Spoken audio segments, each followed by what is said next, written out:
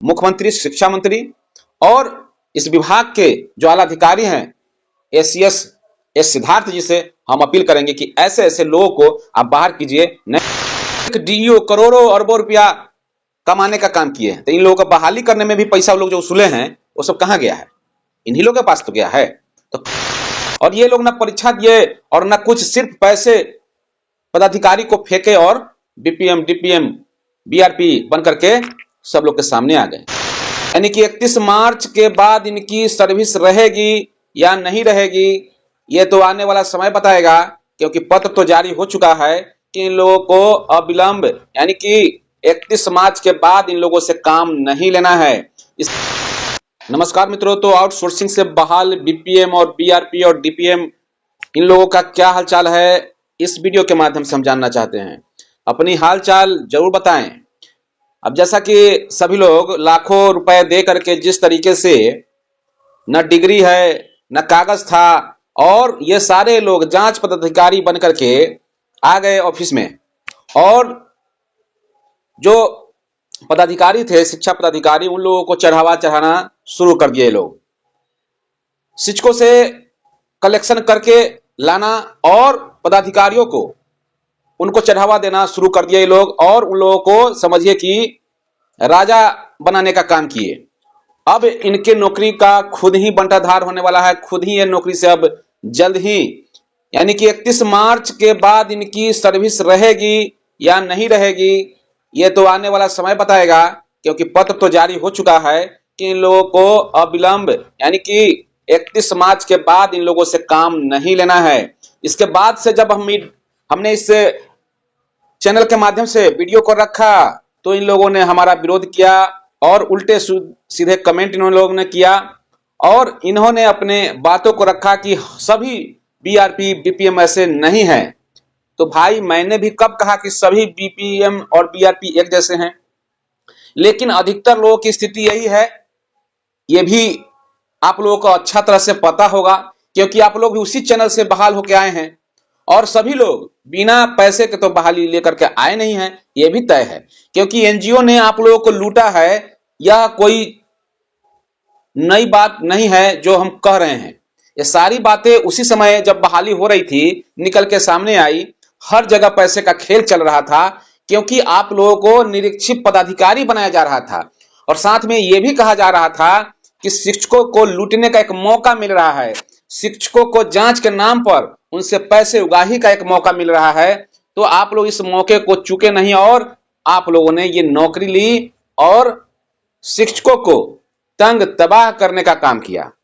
जहां तक हम बात करते हैं, जो पूर्व के शिक्षक थे, रिटायर्ड शिक्षक थे, उन लोगों की भी बहाली हुई, लेकिन उन लोगों के द्वारा इस तरीके का कृत्य नहीं किया गया, क्योंकि वे शिक्षक थे, शिक्षक की मर्यादा को समझते थे और शिक्षकों की परेशानी को समझते थे। तो ऐसे जो बीआरपी बने, बीपीएम बने, उन लोगों को इन चीजों के लिए समझिए कि फुर्सत ही नहीं था, क्योंकि वे लोग के पास ऑलरेडी पहले से पेंशन वो लोग पा रहे हैं, ईमानदारी पूर्वक उन्होंने अपनी नौकरी की।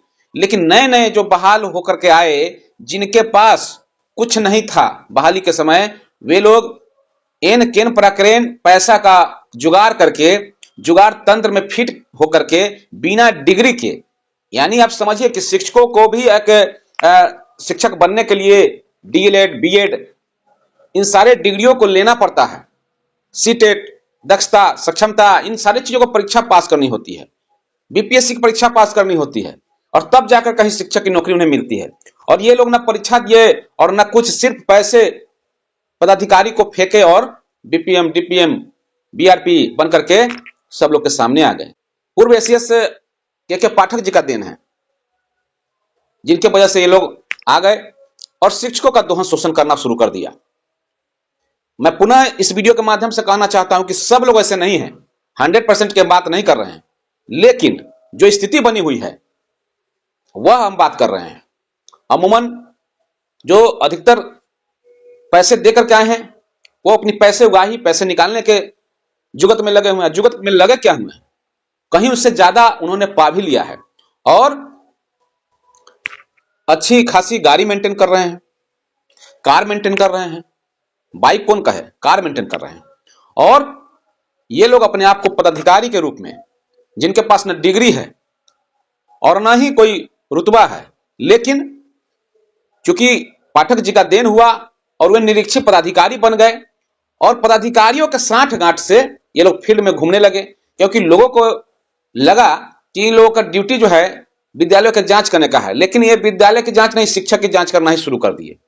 और चूंकि बीईओ डीईओ इन लोगों के द्वारा डायरेक्ट अगर फील्ड में जाते, पैसे की मांग करते, तो कहीं ना कहीं वो फंस सकते थे। तो इन लोगों ने एक चैनल बनाया और इसमें एक उसूली एजेंट बना करके इनके माध्यम से काम शुरू किया गया। और आपने देख ही लिया कई जिलों में जो स्थिति बनी हुई है, भ्रष्टाचार की जो स्थिति बनी हुई है, एक एक डीईओ करोड़ों अरबों रुपया कमाने का काम किए हैं। तो इन लोगों को बहाली करने में भी पैसा लोग जो उसूले हैं वो सब कहां गया है? इन्हीं लोगों के पास तो गया है। तो कहने का मतलब यही है कि अब इनकी नौकरी अब 31 मार्च के बाद संभवतः कंटिन्यू नहीं हो, और न हो तो ज्यादा बेहतर हो, क्योंकि ऐसे लोगों की जरूरत नहीं है शिक्षा विभाग में जो शिक्षकों को लूटे, शिक्षा विभाग को लूटे। क्योंकि शिक्षक को मूल उद्देश्य से भटकाने का ये लोग काम करते हैं। पैसे लेकर के, कोई अगर गलती भी शिक्षक कर रहे हैं तो पैसा लेकर के उनके काम को मैनेज कर देते हैं, जिसकी वजह से कुछ शिक्षकों का मन बढ़ जाता है। तो कहने का औचित्य यही है कि गलत शिक्षकों के साथ साथ जो 95% जो अच्छे शिक्षक हैं उनके साथ भी स्थिति बद से बदतर होती है, हो रही है। तो ऐसे परिस्थिति में ऐसे लोगों का हट जाना ही बेहतर होगा, और ये लोग नहीं रहेंगे तभी शिक्षा विभाग में कोई विशेष फर्क नहीं पड़ना है। क्योंकि जहां तक है कि ये लोग नहीं रहेंगे तो जो एजेंट के रूप में ये लोग काम कर रहे थे, एक चैनल के रूप में जो काम कर रहे थे, वो नहीं करेंगे। लेकिन शिक्षक का जो शोषण हो रहा है, दोहन हो रहा है, वह तो नहीं होगा कम से कम। तो इन सारी चीजों को समझने की आवश्यकता है और इन सारी चीजों पर विचार करने की आवश्यकता है सरकार को भी, और सभी ऐसे आउटसोर्सिंग से बहाल जो कर्मी हैं उनको अविलंब हटाने की हम मांग करते हैं इस वीडियो के माध्यम से।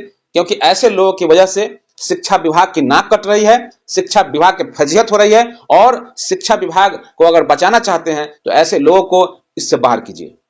आपको बहाली करना है, सरकारी स्तर पर बहाली कीजिए, सरकार के स्तर से बहाली कीजिए, या फिर जो पहले से बीआरपी का काम शिक्षक देखते आए हैं, शिक्षक करते आए हैं, उन शिक्षक को ही प्रमोशन देकर के बीपीएम और बीआरपी बनाया जाए। पहले से भी ऐसा होता रहा है, तो फिर आज क्यों नहीं? तो सरकार को तो चाहिए कि किसी ना किसी तरह से शिक्षकों को उलझा करके रखे, शिक्षकों को बदनाम करके रखे, और इसी वजह से सारा खेल चलता रहता है। तो इन सारे खेल से बाहर अगर निकलना चाहते हैं, शिक्षा विभाग अगर चाहती है, हालांकि शिक्षा विभाग नहीं चाहेगी उन लोगों को निकालना, क्योंकि इनके जो बड़े बड़े पदाधिकारी है वो तो चाहते ही हैं कि एक उसूली एजेंट जो है के रूप में एक काम कर रहे थे, तो कोशिश करेंगे कि इनको रखें। लेकिन हम बिहार सरकार के मुख्यमंत्री, शिक्षा मंत्री और इस विभाग के जो आला अधिकारी हैं एसीएस एस सिद्धार्थ जी से हम अपील करेंगे कि ऐसे ऐसे लोगों को आप बाहर कीजिए, नहीं तो शिक्षा में गुणवत्ता लाना इनके वजह से संभव नहीं है। तो फिलहाल इस वीडियो में इतना ही। वीडियो कैसा लगा कमेंट के माध्यम से फीडबैक जरूर दीजिएगा, और वीडियो अच्छा लगे तो शेयर कीजिएगा, और चैनल पर नए हैं जो लोग, चैनल को सब्सक्राइब कर लीजिए। धन्यवाद। जय हिंद, जय भारत, जय शिक्षक।